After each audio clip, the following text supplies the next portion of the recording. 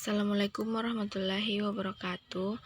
Perkenalkan, nama saya Nurul Istiqamah, NIM 607119101 kelas B. Baik, pada video kali ini saya akan menjelaskan apa itu susu hewan ternak dan jual beli hewan ternak sakit. Yang pertama yaitu susu hewan ternak. Secara umum, susu hewan yang dijumpai manusia dalam kehidupan sehari-hari hanya diketahui sedikit manfaatnya. Akan tetapi sesungguhnya susu hewan mempunyai manfaat yang banyak dilihat dari segi kesehatan. Oleh karena itu, Nabi Muhammad SAW menyuruh umatnya untuk meminum susu karena semua zat yang terkandung di dalam susu tersebut diperlukan manusia sejak kecil. Pengertian susu.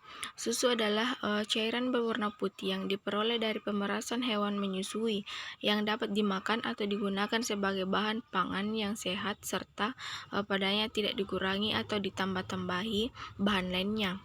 Susu merupakan protein nabati yang mempunyai kandungan asam amino esensial yang lengkap. Pada zaman Rasulullah SAW, air susu sudah dikenal mempunyai kandungan gizi yang sangat baik.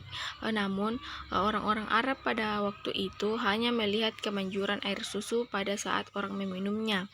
Orang-orang Eropa yang dikenal dengan kemajuan ilmiahnya sekarang ini baru mengetahui khasiat dari air susu setelah terjadinya Perang Salib yang ke-8 dan membutuhkan waktu hampir 2 abad, yaitu tahun 1097 sampai 1270. Selanjutnya yaitu manfaat susu.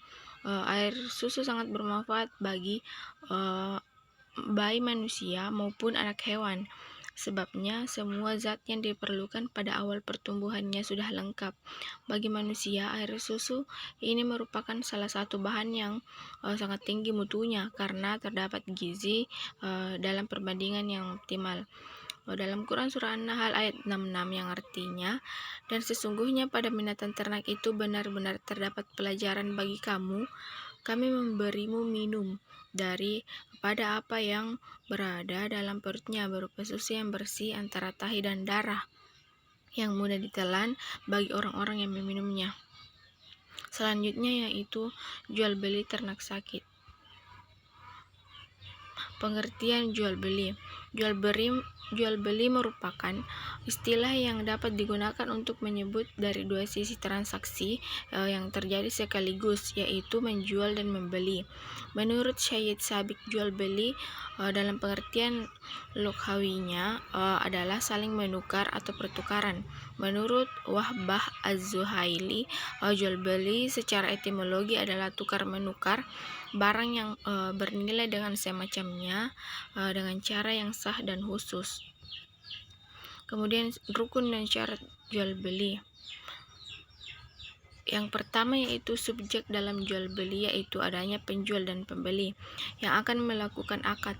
Dalam Islam, ulama fikih telah sepakat bahwa penjual dan pembeli harus berakal dan berarti mumayyiz. Keduanya tidak mubazir dan atas kehendak sendiri tanpa ada unsur pemaksaan di dalamnya. Menurut peneliti, orang yang melakukan jual beli tersebut telah berakal dan balik.